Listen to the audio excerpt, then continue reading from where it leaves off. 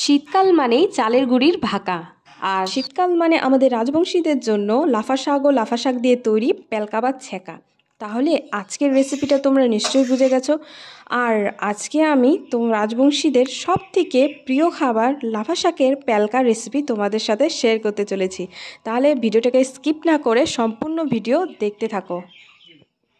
এখানে আমি লাফা শাকের প্যালকার জন্য নিয়েছি যেটা সবথেকে গুরুত্বপূর্ণ সামগ্রী লাফা শাক আর হচ্ছে সব। এটা আমরা রাজবংশীতে সব বলে থাকি।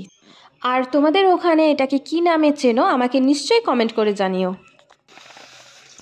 এখানে প্রথমে কড়াইয়ে পরিমাণ মতো জল দিয়ে নেব। এবারে জলটা ভালো করে ফুটে উঠলে এর মধ্যেই দিয়ে দেবো হচ্ছে পরিমাণ মতো খাবার সোডা। এরপরে এর মধ্যে দিয়ে দেবো হচ্ছে কুচি করা রসুন আর হচ্ছে কিছু কাঁচা লঙ্কা। এরপর জলটা বেশ ভালো করে ফুটে উঠলে এর মধ্যে লাফা শাকগুলো দিয়ে দেব। এবার এটাকে নাড়াচাড়া না করে ঢেকে রাখবো। আর হ্যাঁ বন্ধুরা, আমাদের এই লাফা শাকের প্যালকা বা ছ্যাঁকা রেসিপিটি সম্পূর্ণ তেল মশলা ছাড়াই তৈরি হবে।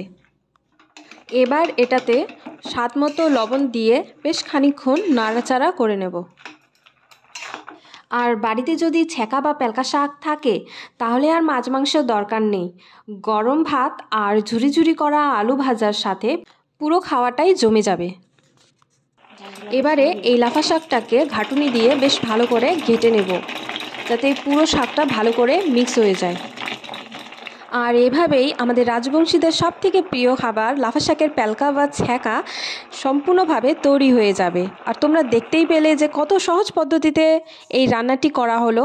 তাহলে বন্ধুরা, তোমরাও নিজের বাড়িতে এই রান্নাটি ট্রাই করে দেখো, তোমাদেরকেও খুব ভালো লাগবে। তাহলে দেখা হচ্ছে নেক্সট ভিডিওতে।